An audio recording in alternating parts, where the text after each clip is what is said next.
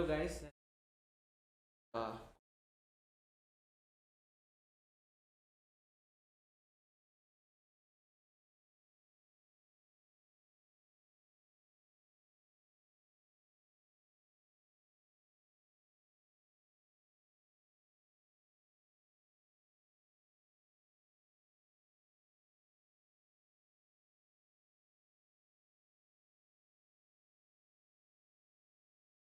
Today we're going to be looking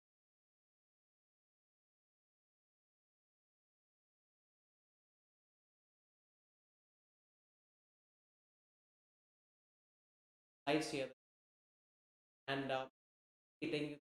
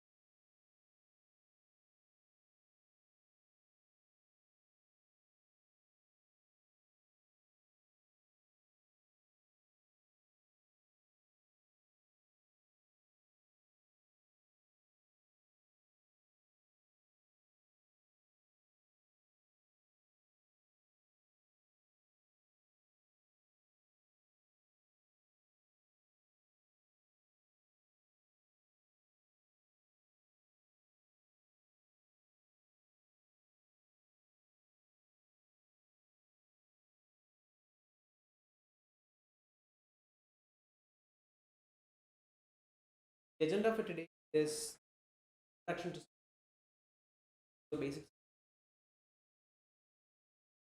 Solana's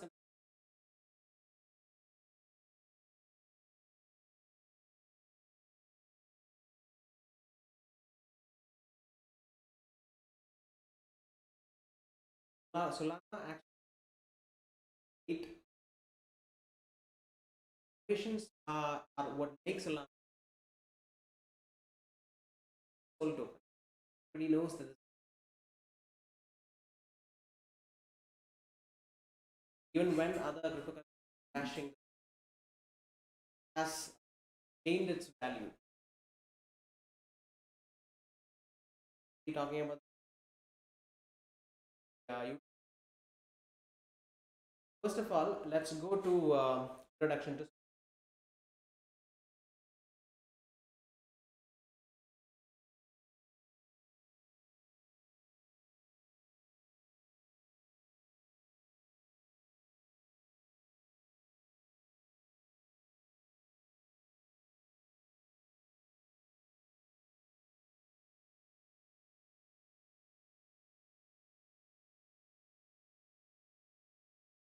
primary idea behind scalability.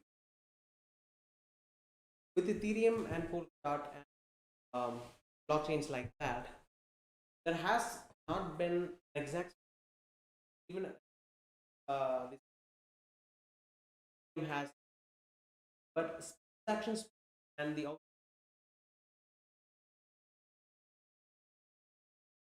now if you in gas fees because of these gas fees. So what does Solana do to solve this problem? Even on Polkadot, which is a multiple chain, mitigate this problem. We're gonna be what Solana.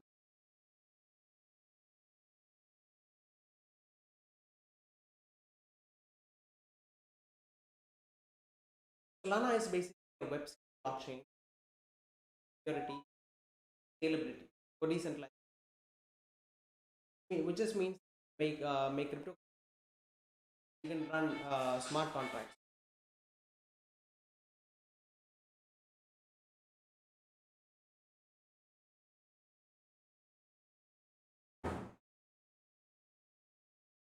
Um, okay, basically the system supports 50,000 transactions per and a 400 millisecond clock time.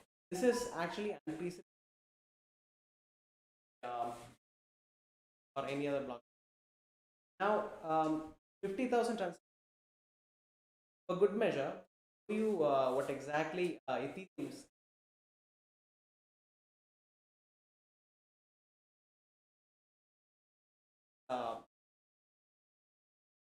Ethereum support. You can see how Ethereum is. It's 30 transactions. What happens is happens when transaction only 30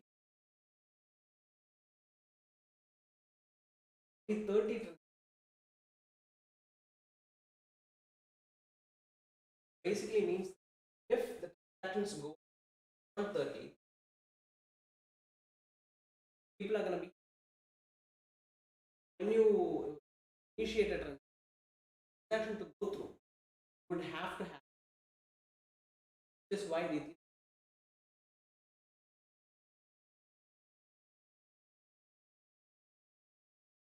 Solana.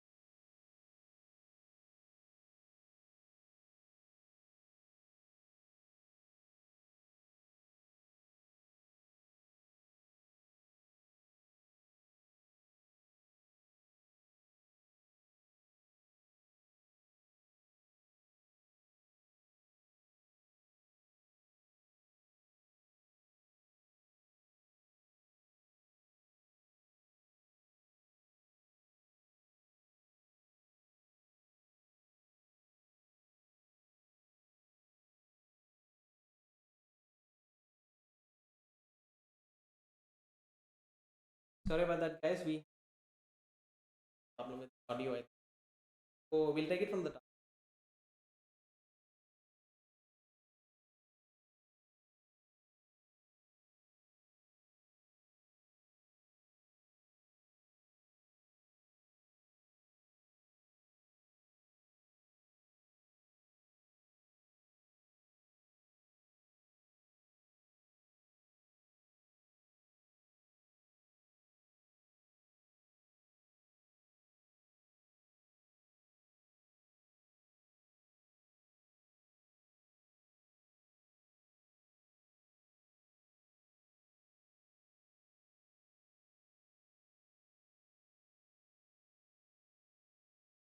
Voices clear.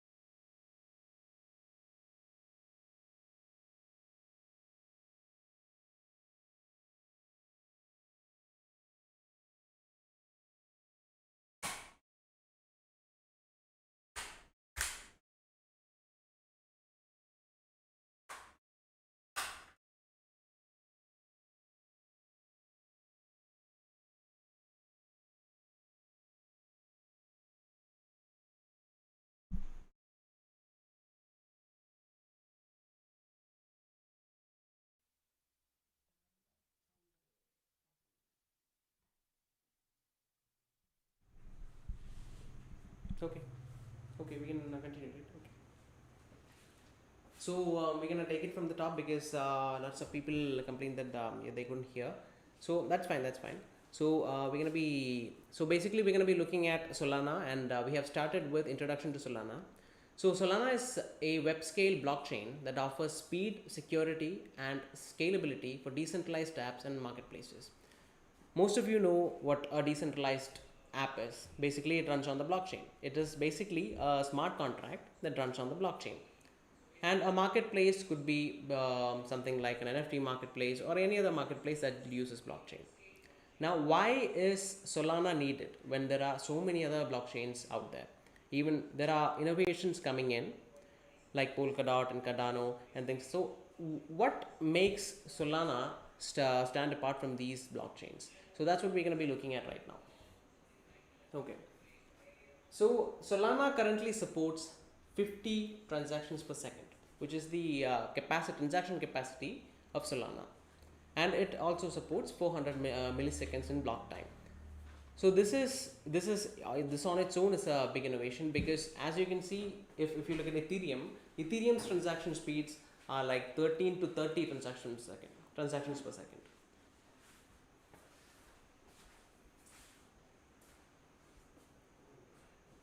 So basically, I hope that you can see see the board here. It's I'm gonna just illustrate. So Solana basically supports 50 transactions per second.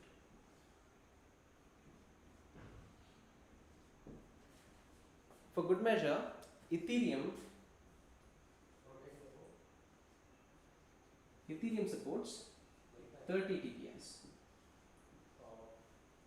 Now, why does this matter exactly? When we say that Ethereum supports 30 transactions per second, you can understand why that's a problem, because every second somebody is even millions of people are transacting on Ethereum. For example, if you have something in DeFi, in decentralized finance, you would need, you would expect people to get on in as soon as possible. Like whenever a DeFi project is launched, many people will be coming in and they'll be using the platform. So once the transactions per second is limited by 30 transactions, the problem is that if, for example, 50 transactions come in, what happens is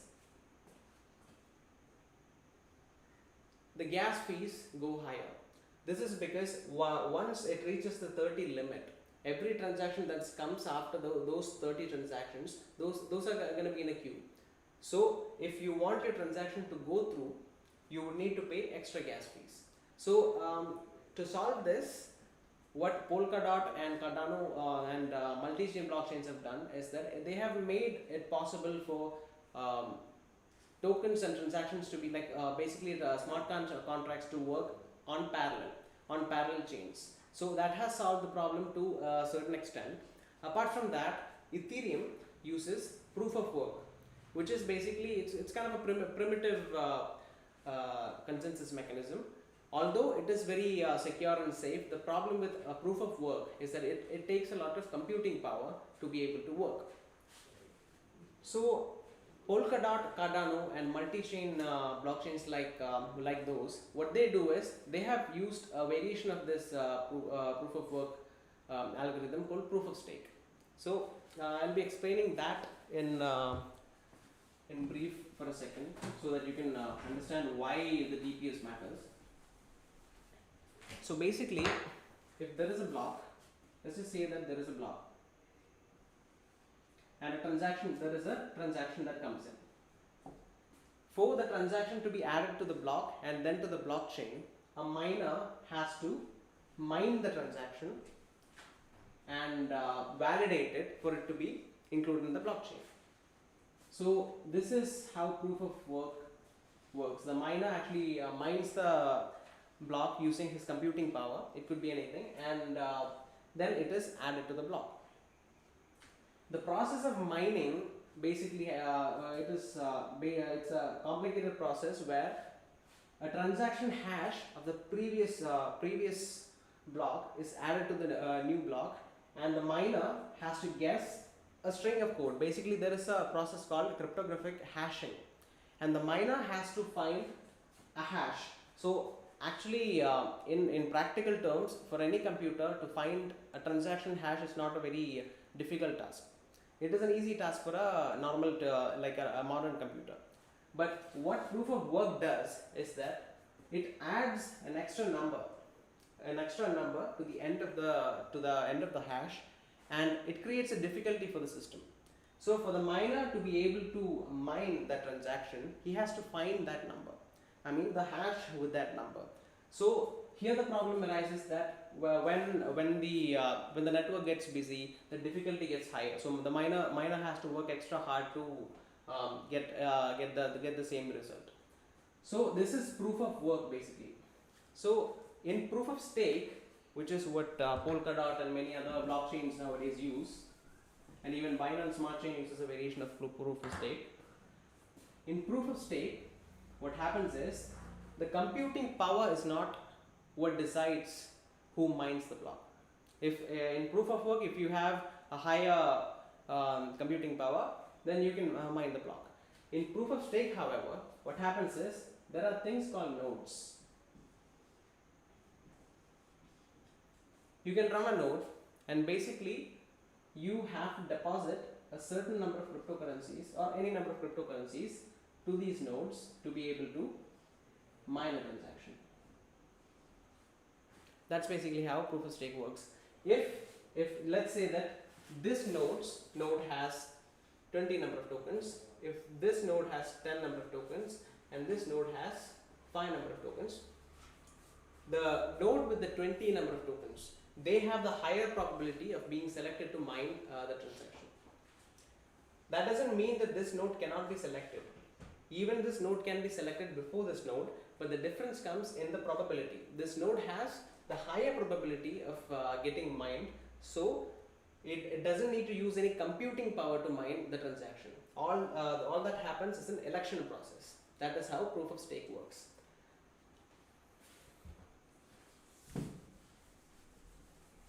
So with Ethereum,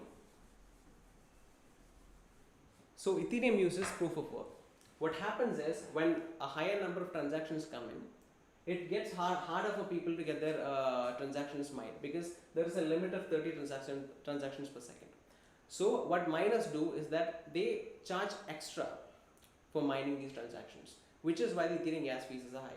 So in proof of stake, when the election process is there, this problem does not arise, because it is not, the transaction cost is not in the hands of the miners per se, it is in the hands of the network basically.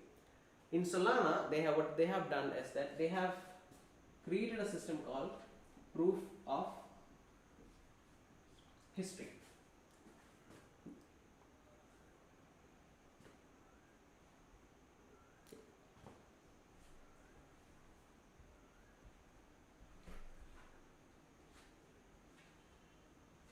Okay, just a small trivia out there. Solana actually supports 50,000 transactions per second. The capacity of Visa, everybody knows Visa, right? The capacity of Visa is basically 23,666 transactions per second. So if you put it into context, Ethereum only supports 30 transactions per second. So it is not very efficient to run any proper financial payment systems or anything like that.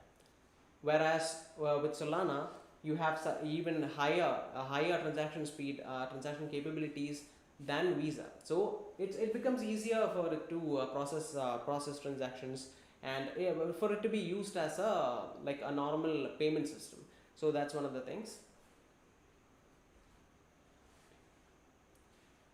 So in Solana, when we talk about consensus algorithms, there are two things that you have to remember. First is proof of history. The second is Tower BFT. Now these are actually, the proof of history is not as hard to understand as the BFT, but Tower BFT is quite a complex concept, but I will try to explain it the best way I can. So even though proof of history seems like proof of stake or proof of work, it is not actually a consensus mechanism. However, Tower BFT, it is a consensus mechanism. I'll tell you what Tower BFT is basically. But before that, first let's get into proof of history. Okay, in a normal proof of stake transaction, what happens is a block will have a transaction hash, the hash of the previous block,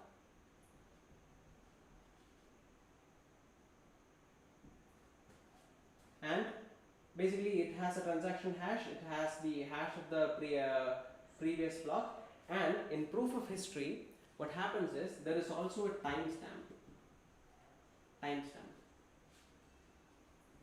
So not only does the system see what has been transacted, or what transaction has been done, it also has a clear record of when the transaction has taken place.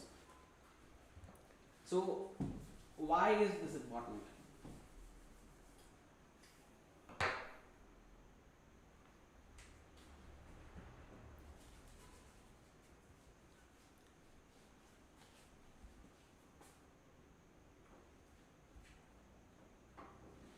Okay. So why is proof of history so important?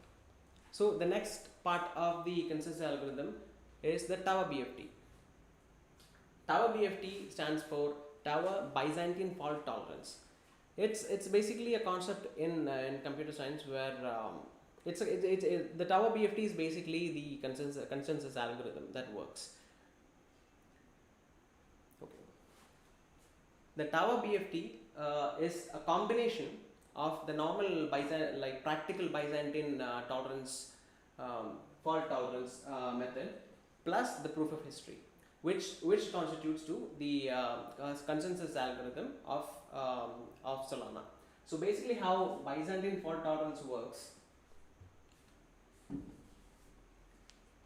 is that it's actually related to a story. Let's say that this is a city. Let's say that this is a city, and there are a few people, a few armies. There are a few sets of armies that are attacking the city. What consensus exactly is that all of these people have to attack this place, and all of them have to do it together in order for them to succeed. That is basically basically they'll have to come into consensus first. They'll have to communicate with each other, and they'll have to come into consensus. What can happen is that, for example, what can happen is maybe one of them can be a traitor, or maybe one of them might have communicated something different. So in order for them to actually attack the city, they have to agree on something. But if there's a miscommunication, or if somebody is like a bad actor, what happens is the whole process is compromised. So in Byzantine fault tolerance, what happens is, even if some of the nodes or the actors, even if some of them don't come into consensus, as long as a majority of them come into consensus, the transaction goes through. So that's how that happens. With Tower BFT, what happens is it has a proof of history as well. So it is easier for the verification of the entire state of the blockchain, because already there is a clear-cut view of the blockchain state along with the time that it has done. So that is basically what Tower BFT and how the consensus algorithm works.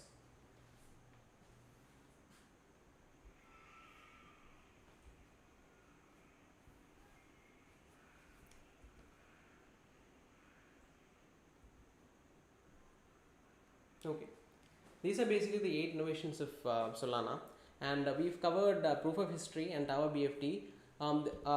These are basically the things that set Solana apart, but most importantly, proof of history, Tower BFT, and Sealevel is what makes Solana stand apart from all of its competitors.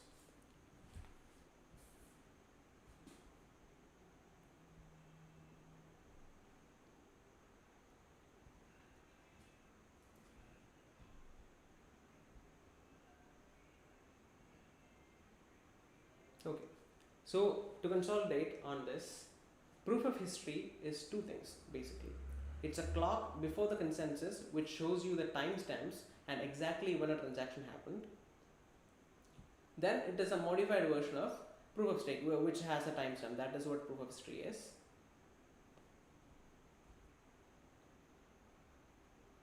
Okay, Tower BFT is basically proof of history plus practical BFT.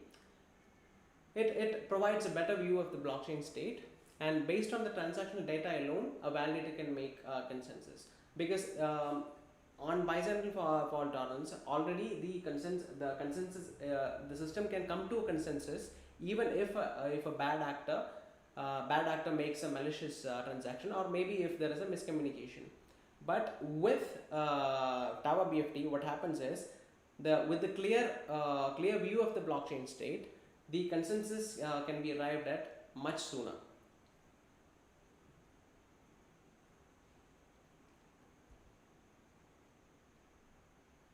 Another big innovation in Solana is basically Sealevel. Sealevel is the part of the Solana that makes it much more efficient. With Polkadot,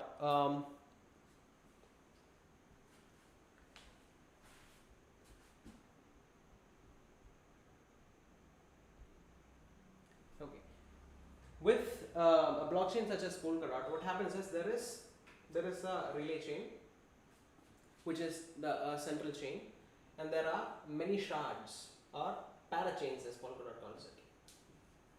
So this is the relay chain, and transactions can happen independently on these other chains. So in parallel, transactions can happen. Even in Cardano, the same thing happens. There is a main chain, and transactions can run in parallel on the shards. On Solana, however, the difference is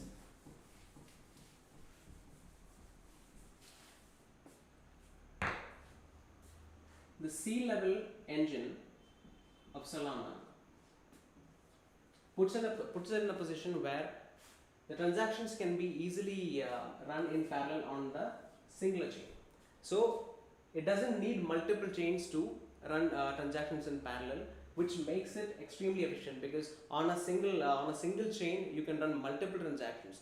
Meaning that if you have a payment system, if you are building a cryptocurrency or a payment system on Solana, and if you want to make multiple transactions, if let's just say that you are a banking institution, or if you have a service where your users have to make transactions every day or every second or something like that, with Solana that is possible with a single chain. So it makes it the best solution right now that we have right now to have the solution that we have right now to properly handle payments and even smart contract, even complex smart contracts with higher transaction speeds. That's basically what it is. So these are the three main elements of Solana that make it the best. That makes it even better than Ethereum or Polkadot or something like that. There have been many blockchains that have claimed to be Ethereum killers, and there have been many chains that have brought in many innovations to the table. But Solana stands directly apart from all of these people, all of these blockchains. And that's basically all we have for today. And this has been I think this has been informative to you. And I had a lot of fun presenting it to you as well. If you have any questions, you can drop them in the comments below, and we will cover them in depth as well. So this is CodeSpot. Thank you.